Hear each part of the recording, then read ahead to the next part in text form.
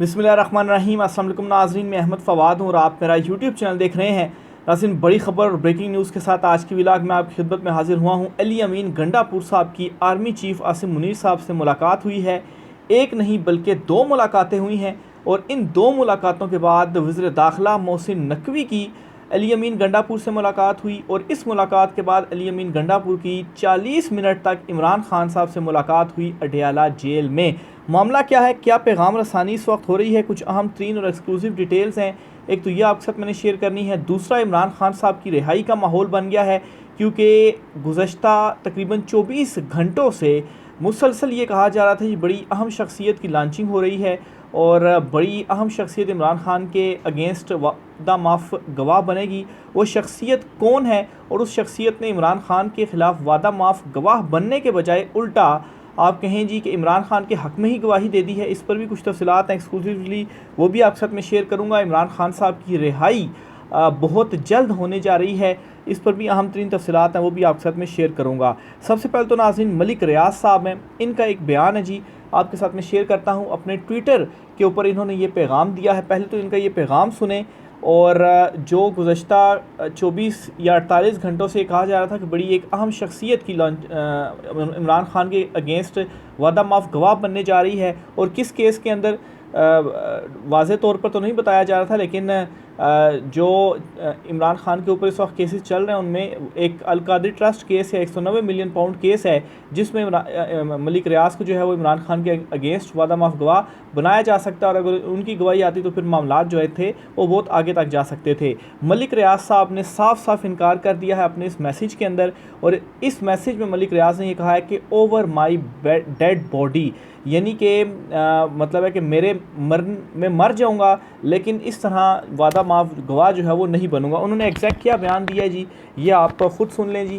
ख़ुद को सियासी मकासद के लिए इस्तेमाल करने की इजाज़त नहीं दूंगा, मलिक रियाज ने यह कहा है। इसके अलावा उन्होंने ये भी कहा है जी कि मेरी सारी ज़िंदगी अल्लाह ताला ने हमेशा मुझे अपने असूल पर कायम रहने की रहनुमाई की कि मैं किसी भी मामले में सियासी फ़रीक ना बनूँ। उन्होंने कहा कि अब 1 साल से ज़्यादा अरसे से मुझ पर समझौता करने के लिए बहुत दबाव है, यानी कि ये भी उन्होंने कन्फर्म कर दिया जी कि उनके ऊपर वाकई जो दबाव था वो डाला जा रहा था। और ये भी उन्होंने बता दिया जी कि 1 साल से ज़्यादा अरसे से उनके ऊपर दबाव डाला जा रहा था, लेकिन मैं कभी भी किसी को इजाज़त नहीं दूंगा कि वो मुझे सियासी मकासद के लिए प्यादे के तौर पर इस्तेमाल करे। मलिक रियाज का कहना था कि पाकिस्तान में जदीद तरीन प्रोजेक्ट्स मुतारफ़ करवाने पर मुझे और मेरे कारोबार को हमेशा निशाना बनाया गया। 1996 से आज तक मुल्क की तरक्की में किरदार अदा करने की सज़ा भुगत रहा हूँ।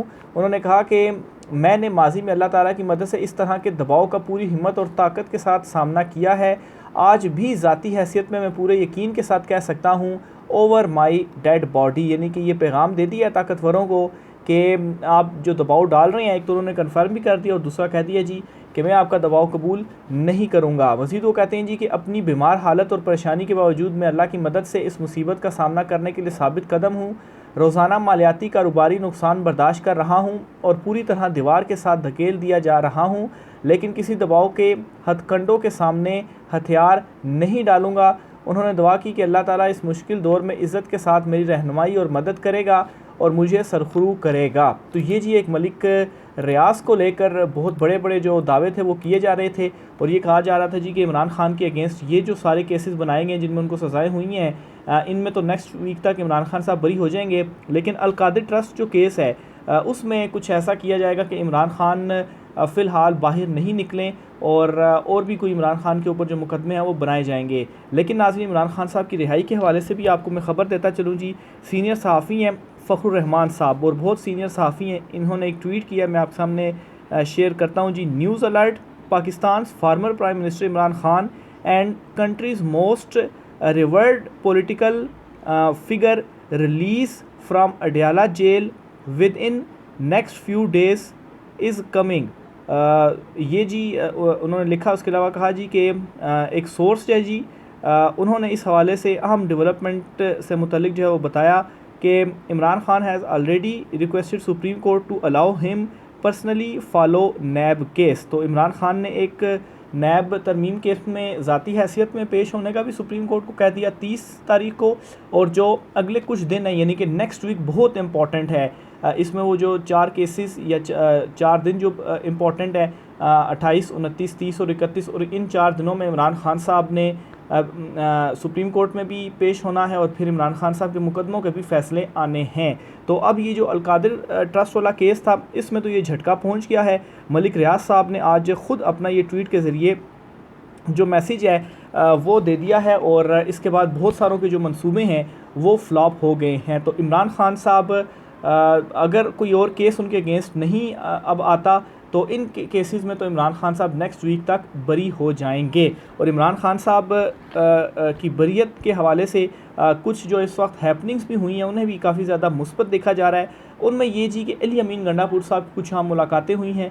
2 मरतबा उन्होंने मुलाकात की आर्मी चीफ साहब से जो एपेक्स कमेटी का इजलास हुआ, और फिर उसके बाद मोहसिन नकवी से भी उन्होंने मुलाकात की, और फिर इमरान खान साहब से भी अब से कुछ देर कबल अली अमीन गंडापुर साहब ने 40 मिनट तक मुलाकात की और कमेटी इजलास से मुतल्लिक इमरान खान साहब को उन्होंने तमाम तर जो चीज़ें हैं उससे आगाह किया। पहले तो आपको बताता चलूँ जी कि जो SIFC एपेक्स कमेटी का इजलास हुआ इसमें हुआ क्या, इदारों की निजकारी और बैरूनी सरमायाकारी पर इत्मीनान का इजहार।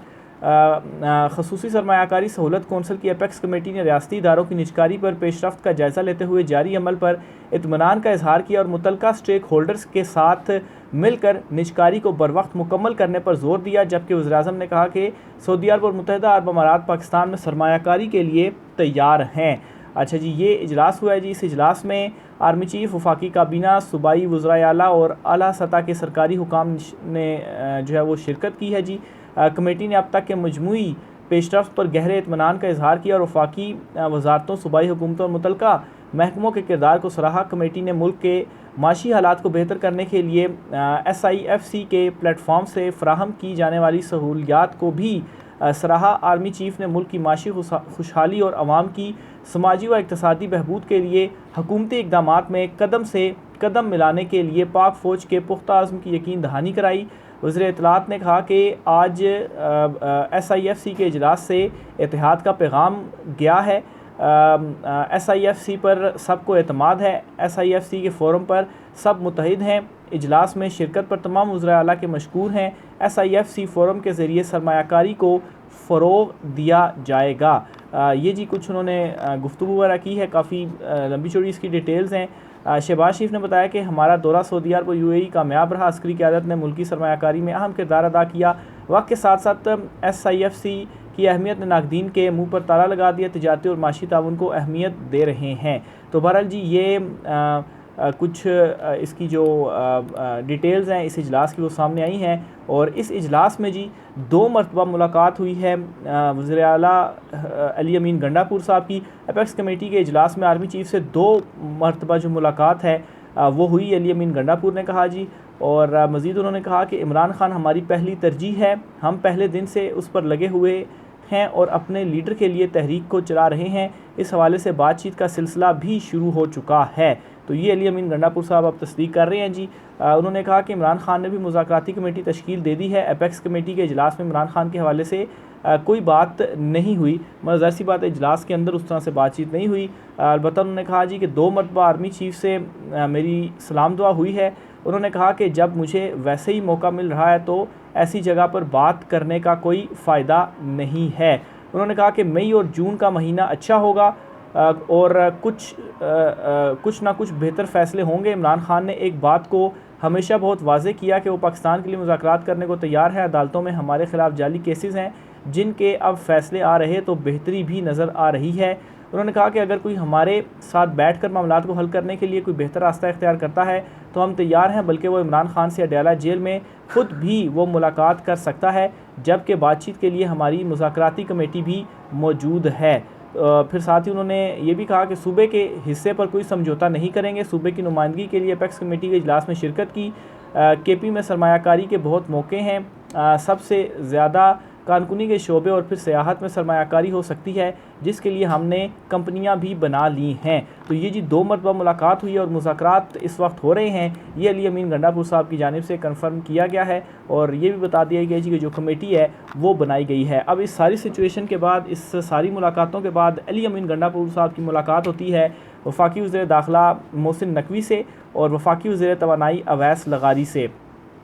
और इस मुलाकात में मामलात को मिल बैठ कर हल करने पर जो इतफ़ाक़ है वो किया गया है। यानी कि अब मोहसिन नकवी सबको मालूम है जी, ताकतवर शख्सियात के बहुत ज़्यादा करीब हैं और ये मुतहरिक हुए हैं। मौलाना फजल-उर-रहमान साहब से भी उन्होंने मुलाकात की है और मौलाना फजल-उर-रहमान साहब से इसलिए मुलाकात की है क्योंकि इस सूरत हाल में मौलाना फजल-उर-रहमान भी PTI के साथ मिल गए हैं तो मुश्किलात और बढ़ जाएंगी। और ज़राए ये भी कहते हैं कि मौलाना फजल-उर-रहमान को जो पब्लिक अकाउंट्स कमेटी है इसकी चेयरमैनशिप ऑफ़र की गई कि आपको ये चेयरमैनशिप देते हैं तो आप जो है वो खामोश कर जाएँ। तो मौलाना साहब ने फ़िलहाल तो कोई जवाब नहीं दिया, लेकिन मोहसिन साहब नकवी साहब की मुलाकात हुई है और फिर उसके बाद मौलाना फजल-उर-रहमान को ये जो ऑफ़र है वो भी की गई है। और फिर इसके बाद मोहसिन नकवी की मुलाकात जो अली अमीन गंडापुर से हुई है, इसमें भी मामलात को हल करने, बैठ कर हल करने और मुज़ाकरात के ऊपर इतफ़ाक़ किया गया है।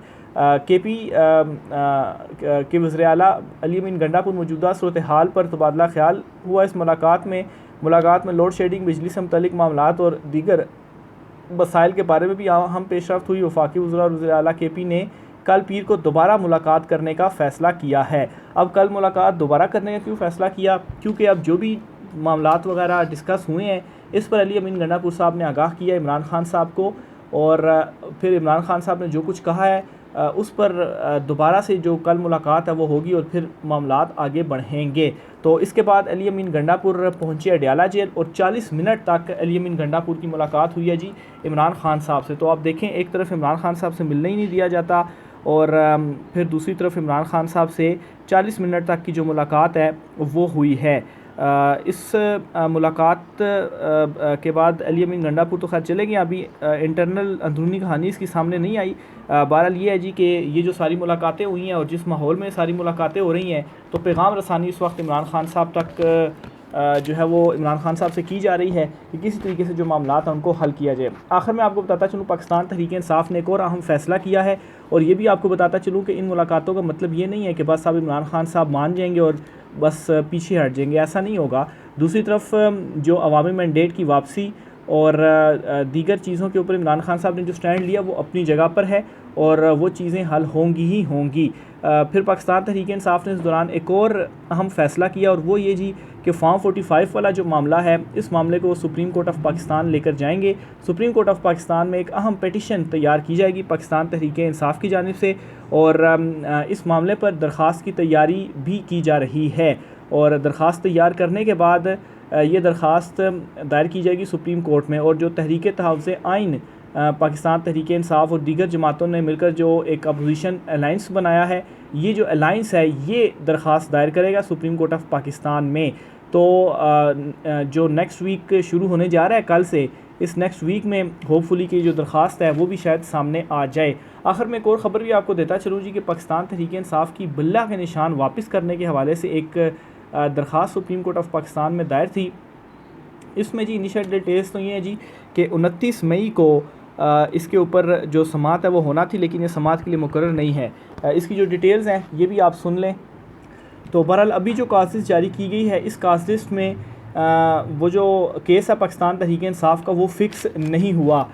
जस्टिस मुनीब अख्तर साहब जो थे वो last week chief justice Pakistan रहे, क्योंकि काजी फ़ाइज़ ईसा और मंसूर अली शाह दोनों जो जजेस थे वो बैरून मुल्क थे। कुछ जो जुडिशल जो कॉन्फ्रेंसेस वगैरह होती हैं उस सिलसिले में, इस वजह से जस्टिस मुनीब अख्तर साहब ने बतौर कायम मकाम चीफ जस्टिस हल लिया था। लेकिन लास्ट वीक में एक्सपेक्ट बहुत किया जा रहा था कि शायद जस्टिस मुनीब अख्तर साहब जो हैं वो कोई मुकदमा वगैरह लगाएंगे, क्योंकि चीफ जस्टिस वो हैं, उनके पास इख्तियारात हैं।